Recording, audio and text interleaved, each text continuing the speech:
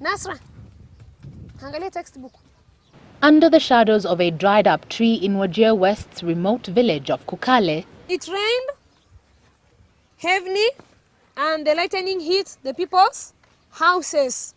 a Standard 3 class begins their English lesson, and a boy we are told has a cheeky name gets ready for it. Meet the Chinese kid, a 7-year-old whose nickname may have fondly been given to him, but it is a name that for us opens the door to the life of a 7-year-old.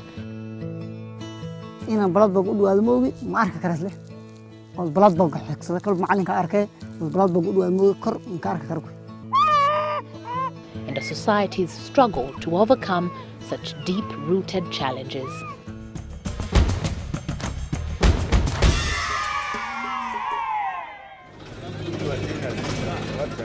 It is 6:30 a.m. at the Wajir bus stop, and the one and only bus destined for Nairobi for the day prepares to leave.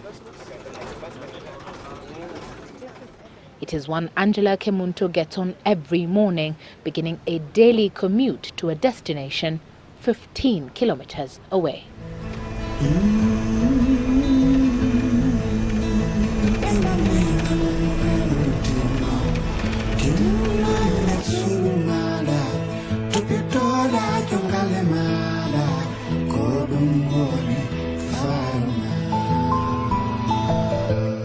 Angela Kemunto is a 25-year-old primary school teacher.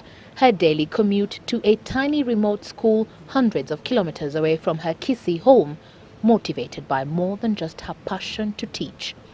She approaches her Standard 3 class, which she has taught for a year now. Good morning, class. Introducing us to a scenario riddled with such educational challenges as the lack of resources, but especially Omar Abdunai, Shindia Ibrahim, Mohammed Abdikair. To Mohammed Abdikair, a 7-year-old with a yet-to-be-determined eye problem that is causing him to slowly lose his eyesight. He has the spirit to read because among the absentees, you'll never find him there. Among the ones who don't do assignment, you'll never find him in that list. He usually does, however wrong it is, and is among the first ones to finish and bring. It is a problem that took a while to detect, and one that has remained unaddressed months after it was discovered, despite the teacher's best efforts. Parents can do nothing about that. The parents cannot afford to take the child to hospitals, to big hospitals where he can get medication. So we are just pushing with the child.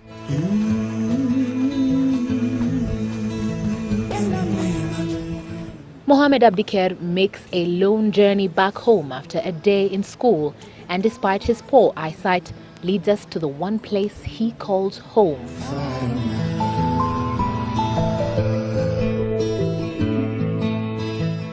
He's the only one of his 5 siblings that goes to school, his siblings bearing similar eye symptoms.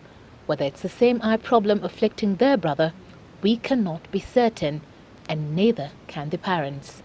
The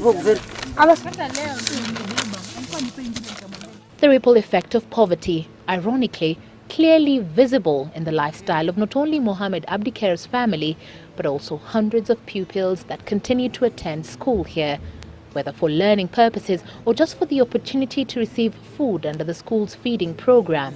Whichever the case, this tiny school that has over 500 pupils against only 4 teachers, one whose odds continue to work against them, and their strong pursuit of education. The potential is very high. These children are bright, they are good, and they can make it if they are given all the services required. But for such 7-year-olds as Mohammed, whose little voices are barely heard, they battle on together. The story of a 7-year-old Chinese kid and the 25-year-old school teacher are both separate and distinct, but have been interwoven in state and circumstance to document not only the struggles and the challenges of the Wajir people, but also their willingness and strength to overcome such challenges. Evelyn Wambui, Citizen TV, Wajir.